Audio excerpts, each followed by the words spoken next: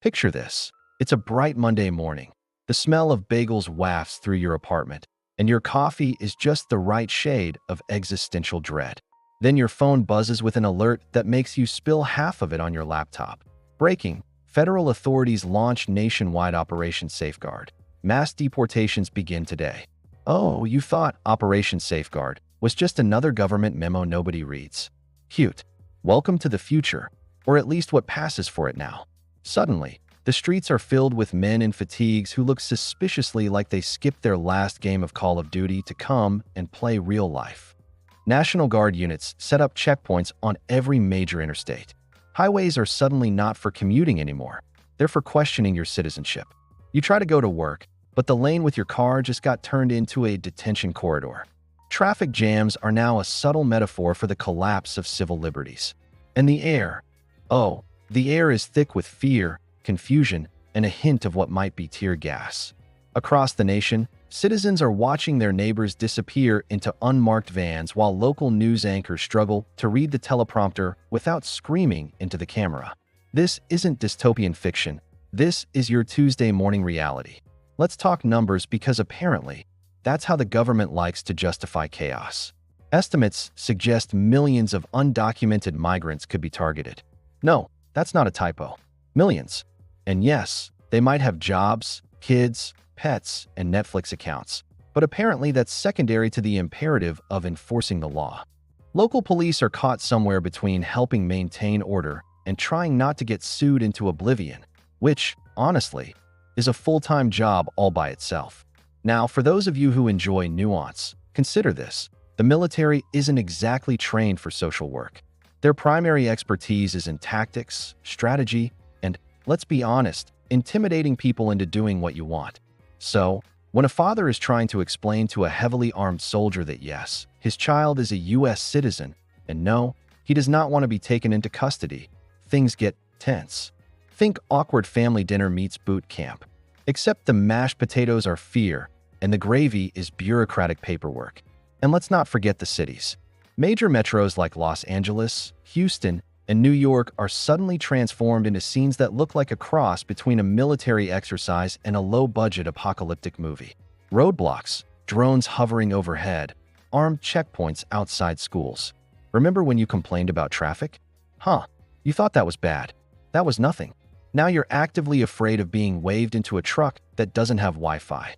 Naturally, this sparks the usual political chaos. Politicians tweet furiously. One side calls it necessary enforcement of the law, while the other screams human rights apocalypse. Cable news thrives because nothing drives ratings like watching people try to explain the inexplicable while trying not to cry on live TV. And of course, the memes. Oh, the memes. Social media explodes with gifs of soldiers tripping over traffic cones, cat videos repurposed to look like Operation Safeguard, and hashtags you'll probably regret following. Meanwhile, the international community has opinions, as always. Countries that have traditionally been on good terms with the U.S. are now sending subtle passive-aggressive statements about human rights. Mexico? Furious. Canada? Concerned but polite. The UN? Well, let's just say their emergency meetings now include a lot of sighing and gavel banging. And your Instagram feed is suddenly full of teenagers asking, "Are we next? And should I learn Spanish or French to survive?" Economically, the country experiences a ripple effect that no one thought to budget for. Farms lose seasonal workers overnight. Restaurants scramble to keep their doors open, and delivery apps have more panic calls than orders. The stock market dips slightly, then spikes erratically because investors are simultaneously terrified and intrigued. Meanwhile, billionaires tweet motivational quotes that no one can relate to, and you're left wondering if the apocalypse comes with an email newsletter. Of course, let's talk logistics. Where do you put millions of people suddenly detained? FEMA camps? Converted warehouses? Local sports arenas? It's a nightmare of spreadsheets, bureaucracy, and a kind of dark humor only the government can appreciate. You know that moment when you try to organize a family reunion and someone forgets the potato salad? Multiply that by 1,000,000, and now you've got Operation Safeguard. Now, a little reality check. This isn't just about undocumented immigrants. Oh no, my friend. This has ripple effects. Local communities panic. Children of legal residents get caught in confusion. Birth certificates, passports, green cards, all questioned. Schools implement identity checks at the door. Grocery stores have paperwork-required lanes. Suddenly, your Sunday brunch requires more vetting than airport security. And let's not forget public opinion. Some Americans cheer it on because law and order is trending. Others protest in droves, waving signs that say things like, "Welcome, don't deport, and stop militarizing our streets." Social media ignites, hashtags trend, and every celebrity with a Twitter account becomes a self-appointed news anchor. You can scroll 5 seconds without seeing a drone selfie over a checkpoint or a viral TikTok of someone narrowly escaping detention. By day 3, the surreal reality begins to settle in. Cities that once felt normal now resemble game zones where everyone's high score is avoided capture. Everyone you know has a story. That guy in your building? Detained. That barista you liked? Gone. Even the pets aren't safe. Rumors of snatched service dogs circulate. Because, why not? The narrative of fear, chaos, and governmental overreach is complete. Naturally, this prompts a "what next?" conversation. Do Americans start resisting? Do local police refuse orders? Do entire neighborhoods barricade themselves in? Because apparently survival instincts kick in faster than a legislative response. And somewhere, in a government office you'll never see, someone probably says, "Well, we didn't think of that scenario." You smile bitterly, because you did.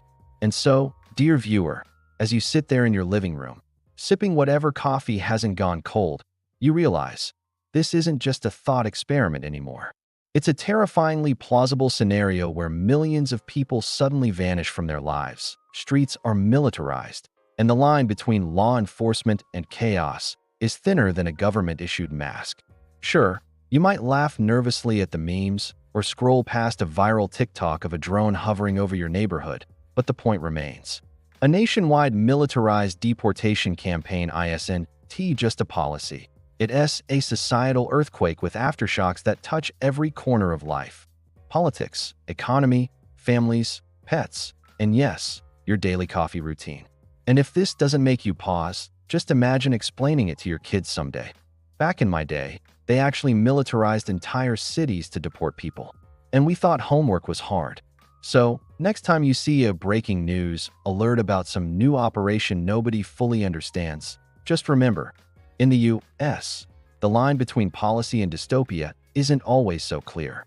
Sometimes, it's just a national memo away. If you enjoyed this deep dive into chaos and government overreach, smash that like button, share this with someone who needs a reality check, and subscribe so you don't miss the next wild what if scenario.